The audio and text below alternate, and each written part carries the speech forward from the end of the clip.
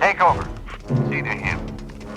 Welcome to Watch Mojo. And today, we're looking at errors in movies that fans eventually noticed while the filmmakers apparently didn't. That's a damn shame. Number 30. Waterfall Falling Up.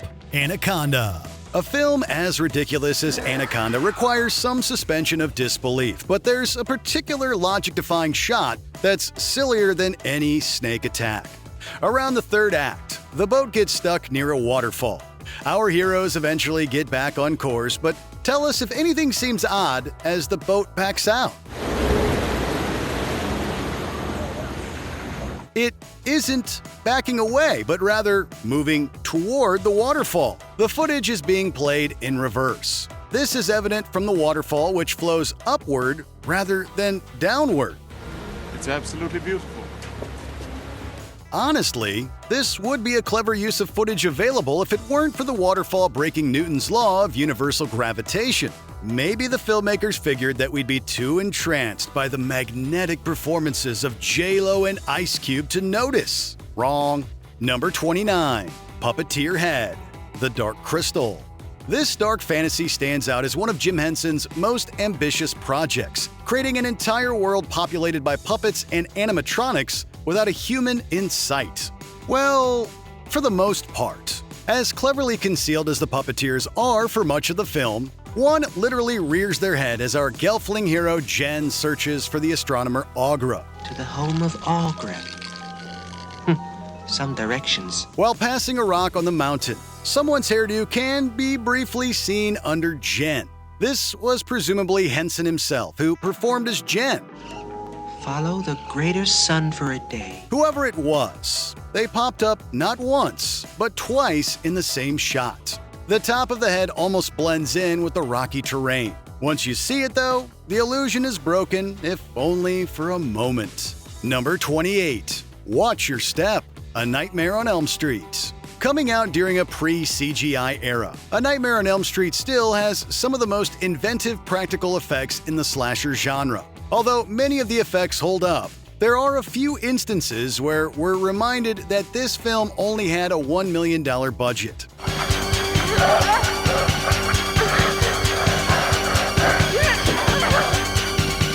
As Nancy rushes up the stairs, the steps turn into a gooey substance. It's Bisquick, by the way. While Nancy is caught off guard as one leg gets stuck, she really should have noticed the hole in the step above her.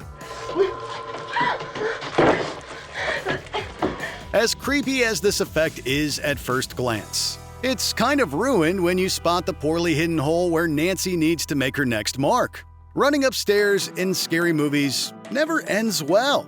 Number 27. Lights Off. Grease.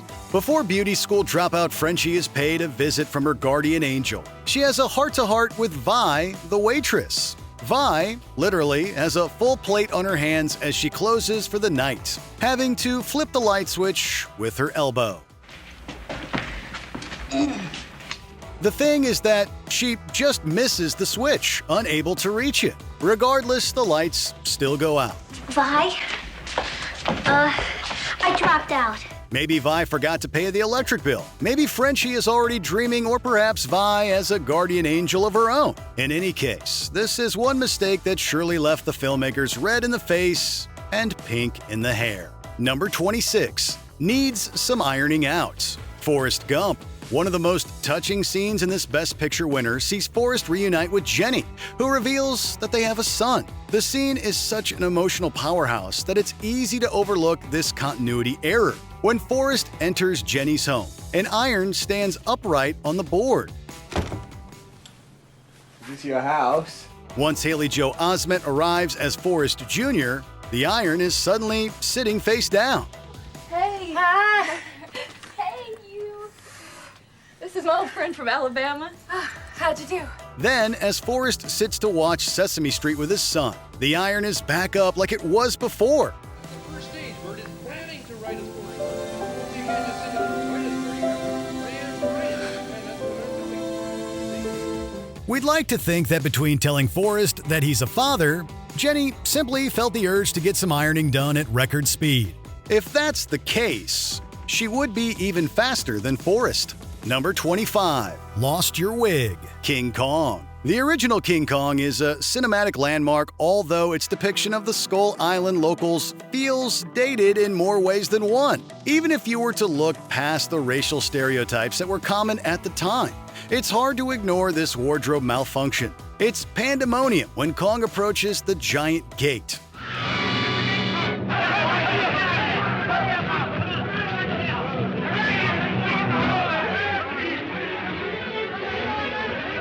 All hands are on deck as the characters try to prevent him from entering the village. An especially eager extra leaps from a hut toward a chicken cage below. As they fall backward, their wig gets stuck on the cage. We doubt the fall was intentional and the flipped wig was almost certainly a slip-up. Ah well, we suppose the villagers have a hairier situation on their hands. Number 24. Kevin's Dinner, Home Alone. Anyone who rewatches Home Alone every year knows that Kevin has a mac and cheese Christmas Eve feast that tragically goes uneaten. Even with the annual viewings, only a handful of fans have picked up on this slight change in the menu. When Harry enters the dining room and gets feathered, Kevin's wine glass of milk is still present, yet his mac and cheese has been replaced with a completely different meal. You're dead!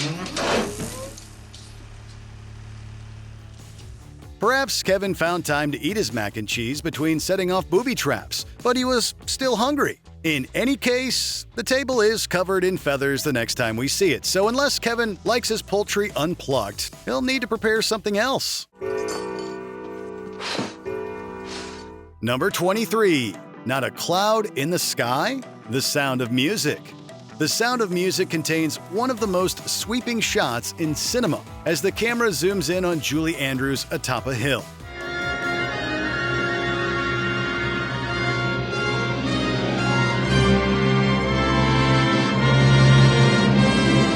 The hills are alive. We then get a close-up of Andrews as the opening number commences. As breathtaking as this intro is, it's not seamless. When the helicopter approaches Andrews, the sky is blue with barely a cloud in sight. As Andrews belts out the first lyrics, though, the sky is suddenly overrun with clouds. With the sound of music. The weather made The Sound of Music an especially difficult shoot, with rain being a constant problem. It stopped raining just long enough for them to get the necessary shots, but they couldn't control the clouds. Hey, at least they didn't do it on a green screen like they would've today. Number 22.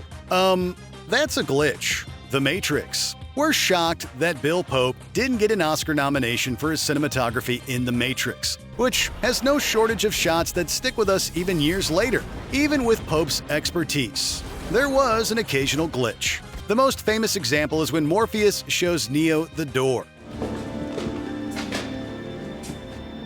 I told you I can only show you the door. Neo decides to open it, with their reflection appearing in the doorknob. While it's a neat shot, you can see the camera lens reflected along with the actors. Hello, Neo. To the filmmakers' credit, they got creative in trying to camouflage the camera, even making Morpheus's green tie and leather coat blend in with it. Despite their best efforts, the camera still sticks out like the same black cat walking by twice. Number 21.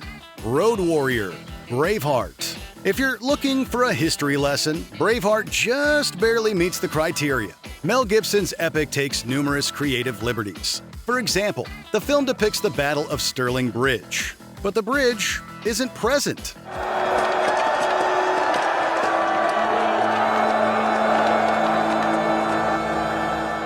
That's not even the scene's most blatant historical inaccuracy. As the opposing army charges towards William Wallace's troops, a modern innovation can be spotted beyond the battlefield. It's a car, and it's about 6 or 7 centuries too early.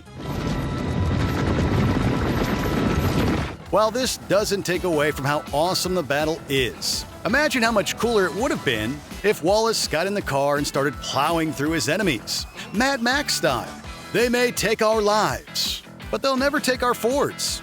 Number 20. You just don't want to fight Batman. The Dark Knight Rises. Christopher Nolan sure knows how to direct an action movie, but he somehow missed this glaring error. Batman and Catwoman team up to fight some of Bane's goons on a rooftop. During the skirmish, a henchman approaches Batman on the left side of the screen. He then stops in his tracks and falls down without being hit. We're not sure what happened here, but it's likely that someone missed their cue. Luckily, the goof is very easy to miss, as the camera is focused on Catwoman taking down a henchman with a cool wraparound kick. It's a pretty interesting distraction once you know it's there, though. Number 19. Starbucks. Once upon a time in Hollywood. Director Quentin Tarantino did meticulous work and spent millions of dollars transforming modern Los Angeles into the stylish LA of 1969. But he missed one crucial detail, which is hidden in the fuzzy background of a shot.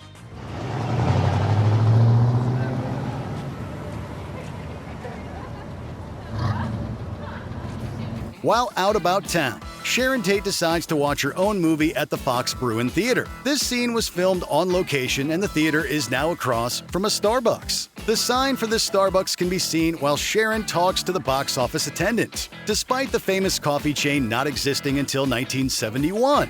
One, please. 75 cents. What if I'm in the movie? What do you mean? Even worse, Starbucks didn't reach LA for another couple of decades. Number 18. Some very un-Roman technology. Gladiator. Ridley Scott's historical epic takes place in the year 180, with Emperor Marcus Aurelius hoping to restore the long-dormant Roman Republic. Much of the action takes place in the famous Colosseum, with Maximus being forced to fight as a gladiator. In one fight, Maximus and his fellow gladiators are tasked with defeating a series of horse-drawn carriages. One of these carriages flips over during the battle, spilling its riders into the dirt. The crash also reveals a very modern hydraulic gas contraption hidden within the chariot. Ancient Romans had their own hydraulic systems, but they certainly were not this sophisticated. Number 17. The what now? The Goonies. The end of this classic sees the titular Goonies speaking to the press about their adventures. During the talk, Data tells a disbelieving reporter about a scary octopus that the group encountered. What happened out there? Were your lives in danger? The octopus was very scary. Yeah, it was very dangerous. The scariest thing was walking the planet. Viewers may also have been left in a state of disbelief, as this was never shown in the movie. The octopus sequence was filmed and can be seen in some TV versions of the film, but it was cut from the theatrical release. Yeah, and then we found the pirate ship. Luckily, this editing mistake still works within the logic of the movie, as Data could simply be lying for the sake of publicity. You know, as just a kid getting wrapped up in the excitement of it all. Number 16. Those aren't ruby slippers. The Wizard of Oz. The problem with emphasizing an article of clothing is that the viewers will be on the lookout for it. Much is made about Dorothy's ruby slippers, and they have become an iconic piece of pop culture, which is why their sudden absence is all the more distracting. What have you done with them? Give them back to me or I'll... It's too late. There they are, and there they'll stay. Give me back my slippers. I'm the only one that knows how to use them. One scene has Dorothy and the Scarecrow coming across a group of sentient apple trees, which proceed to pelt the heroes with their fruit. One apple hits Scarecrow, causing Dorothy to start running away. Her feet are very briefly shown as she stumbles, and this is where she is seen wearing black patent leather shoes instead of the classic ruby slippers.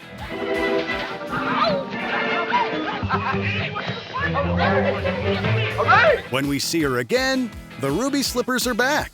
Number 15. Can't choose a breakfast. Pretty Woman. The titular Pretty Woman is Vivian Ward, a sex worker who strikes up a relationship with wealthy client Edward Lewis. One scene sees Vivian and Edward having breakfast and discussing what Edward does for a living. Throughout much of the sequence, Vivian is picking off pieces of a croissant and eating them. So what do you do? I buy companies. What kind of companies? I buy companies that are in financial difficulty. If they have problems, you must get them for a bargain, huh? But right after Edward talks about his schooling, the camera switches back to Vivian, and she is now holding a pancake. But wait, that's not all. There are 2 mistakes for the price of 1. After the sloppy pancake reveal, Vivian clearly takes a second bite out of it. Yet when the camera switches back to her again, the second bite is magically gone. Your folks must be really proud, huh? Number 14. Marty's Gibson, Back to the Future. While an undeniable classic of the time travel genre, Back to the Future is filled with anachronisms. One of them involves the climactic dance sequence in which Marty entertains the school with some Chuck Berry. Way down in Louisiana, down in New Orleans, way back up in the woods among the evergreens. Marty is playing a Gibson ES-345, which wasn't publicly released until 1959. The past sequences of Back to the Future take place in 1955, a good 4 years before the ES-345 was introduced. In reality, Marty would likely be playing the Gibson Les Paul, a very popular electric guitar that was introduced in 1952. However, this was likely a creative decision, as Chuck Berry also played the ES-345. Guess you guys aren't ready for that yet. But your kids are gonna love it. Number 13. Peter's self-fixing lamp, Spider-Man. It's not just web-slinging powers and a chiseled bod that Peter Parker acquired from the spider. He apparently got a magic lamp that fixes itself. An excited Peter tests out his new web-shooting powers in his room, and it's a green lamp. He pulls the lamp towards himself and is forced to duck out of the way as it sails past him and shatters against the wall. This attracts the attention of Aunt May, and Peter quickly shoos her away. When he closes the door to examine his web-covered room, the green lamp has somehow been restored to its place on the shelf. Number 12. The infamous doll baby, American Sniper. We've seen some bad movie babies in our time, but arguably none as bad as American Sniper. In one scene, Chris and Taya Kyle have a heart-to-heart about Chris's lack of family commitment. Chris and Taya take turns holding the baby, but no matter whose hands it's in, the baby looks hilariously fake. I'm making memories by myself. I have no one to share them with. Well, we got our whole lives for that. When does that start? It's clearly just a cheap plastic doll that the prop department probably found at the local Walmarts. Screenwriter Jason Hall explained that they planned on shooting with real babies, but one didn't show up to set, and the other was sick. Desperate, director Clint Eastwood ordered that the scene go ahead with a prop doll. It's true.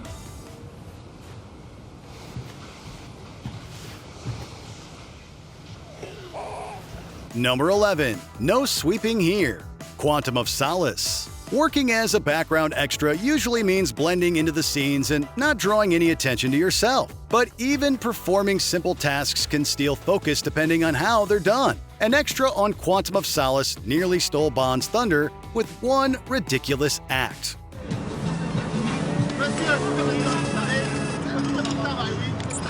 When Daniel Craig's 007 is sitting on a motorcycle contemplating his next move, a worker is supposed to be sweeping the ground nearby. However, his broom isn't remotely close to touching the pavement. This hilariously bad sweeping job was unfortunately one of the best parts of the disappointing Quantum of Solace. Number 10. The crushing Candyman moment. Willy Wonka and the Chocolate Factory. Before we follow Charlie Bucket's trip into a wondrous chocolate factory, this classic movie introduces us to the Candyman. This sweet shop owner shows a lot of passion for his wide selection of goods. A triple cream cup for Christopher, a goat cheese snorter for Otis, a sizzler for June Marie, and listen, Wonka's got a new one today. What is it? This is called a scrumdiddlyumptious box. Unfortunately, the Candyman was too focused on his big number to worry about one unlucky shopper. Right after he starts singing about tomorrow. Keep an eye out on the countertop he lifts up. Who can take tomorrow, dip it in a dream?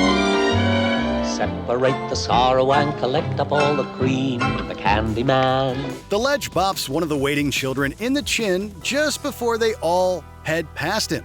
Props to the extra who took the knock and just kept on going. Hopefully, she got a bonus chocolate bar for not drawing attention to the Candyman's mistake. Number 9. Pirates and Cowboys? Pirates of the Caribbean, The Curse of the Black Pearl. Pirate movies ruled the box office and open seas when Captain Jack Sparrow first took to the screen in 2003. You are without doubt the worst pirate I've ever heard of. But you have heard of me. While the movie openly leaned into fantastical, magical elements, we weren't expecting to see them play with time, too. During the movie's triumphant final scene, Jack Sparrow gets emotional about the Black Pearl before ordering his crew around. On deck, you scabrous dogs! He apparently employed both pirates and at least one cowboy. If you look behind Sparrow's head to the left, you'll spot a man wearing a t-shirt and a straw hat. Although it's hard to catch upon a first viewing, you'll never unsee it once you know. Either a crew member stumbled on the set, or Pirate Captain Jack Sparrow's hiring practices were really ahead of the times. Drink up, me hearties, yo-ho. Number 8. Quick change at the starting line. The Fast and the Furious. Long before the franchise was concerned with fighting atop cars or going to outer space, the Fast and Furious movies actually had a lot of racing. One of the most memorable competitive scenes saw the young Jesse race against the hardcore Tran. Ask any racer, any real racer. It don't matter if you win by an inch or a mile. Winning's winning. Before they started the race, we caught a big continuity mistake. As the competitors start revving up their engines, the camera cuts to Tran in a black button-up shirt. After a quick shot of the ref, he's suddenly wearing a black tank top with no explanation. We somehow doubt Tran had a quick change just to prepare for the race. Honestly, the fantastic narc scene that follows probably distracted people from noticing this wardrobe malfunction. I never knocked on nobody! I never knocked on nobody! Number 7. Early bullet holes. Pulp Fiction. During an iconic scene in an apartment, hitman Jules confronts Brett about backstabbing his boss. To say their conversation doesn't go well would be a bit of an understatement. And I will strike down upon thee with great vengeance and furious anger those who attempt to poison and destroy my brother. In fact, audiences can see bullet holes from the shootout behind Jules and his ally Vincent during the scene. But there's one tiny problem. The holes can be seen before the gunman who makes them enters the movie's narrative.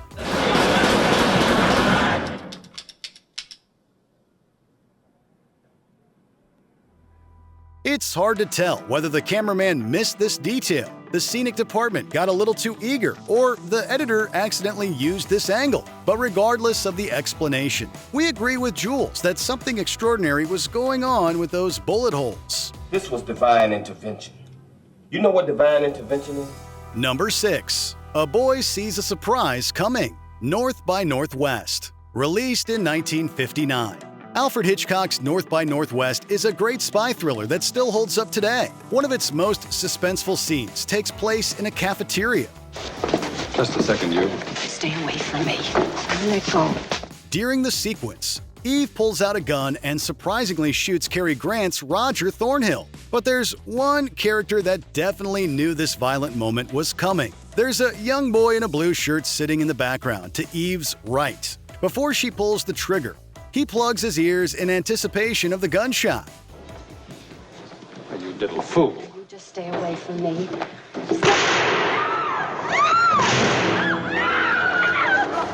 The only in-universe explanation for this moment is that the young boy is a clairvoyant. He should really talk to the phony psychic in Hitchcock's family plot. Number 5. 2 Ant-Men. Avengers Endgame. With a cast, budget, and scope as epic as this, mistakes are bound to happen. One of the most noticeable and hilarious involves Ant-Man. During the intricate climactic sequence, Ant-Man and the Wasp are attempting to hotwire a van while the battle rages on around them. It's dead. What? It's dead. I have to hotwire it. The gauntlet is given to Black Panther, who proceeds to run through the chaotic battlefield. During this run, eagle-eyed viewers can spot a massive Ant-Man in the background, sending a Leviathan through a portal. Unless quantum magic can put Scott in 2 places at once. This isn't happening. Still, makes for a really cool visual though. Number 4. A car rolls into Middle-earth. The Lord of the Rings, The Fellowship of the Ring. While the Lord of the Rings trilogy is widely considered as a nearly flawless trio of fantasy films set in a world without modern technology, a few mistakes did slip through the cracks. Confounded old Samwise Gamgee! Have you been eavesdropping? I ain't been dropping no eaves, sir, honest. One of the most infamous slip-ups that eagle-eyed fans have pointed out involves a car. A modern vehicle was originally seen in the distance as Sam and Frodo talk about being far from home. Come on, Sam. Since Peter Jackson caught the flub, he set about erasing it with VFX. But it's still possible to see the smoke the car produced in certain cuts of the movie. We bet Sam and Frodo would have loved to jump into a vehicle so they could return the ring a little faster. Or drive home. It's gone.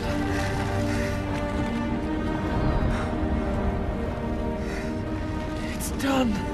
Number 3. A painful kick. The Last Samurai. Imagine that you got dressed up in epic samurai gear for a big and exciting battle shot. Shortly after the director calls action, the main hero rides in to dismount his battle-ready horse. Just as he dismounts, a horse hits you with a strong kick below the belt. The poor actor withstands the brutal hit like nothing happened. Not only does he stay upright, but he gets back in formation instantly. Mr. Graham. We know that Tom Cruise and Ken Watanabe were supposed to be the big main heroes of this movie, but it's extras like the guy who endured this horse kick who are the true champions. Number 2. Wrong eye color. Harry Potter and the Deathly Hallows Part 2. Throughout the Harry Potter films, multiple people tell the boy who lived that his eyes are identical to his mother Lily's. You know, the very first time I saw you, Harry, I recognized you immediately. Not by your scar, by your eyes. They're your mother, Lily's. Although the books said that they both had green eyes, the young Daniel Radcliffe had trouble with the contacts that would have changed his natural blue irises. Fans let this change slide until the very last film, when we see a flashback to a young Lily. She inexplicably has brown eyes. In most stories, this wouldn't be an issue to the plot. But franchise mainstay Severus Snape explicitly compares Harry's eyes to his mother's in a pivotal scene. Look at me.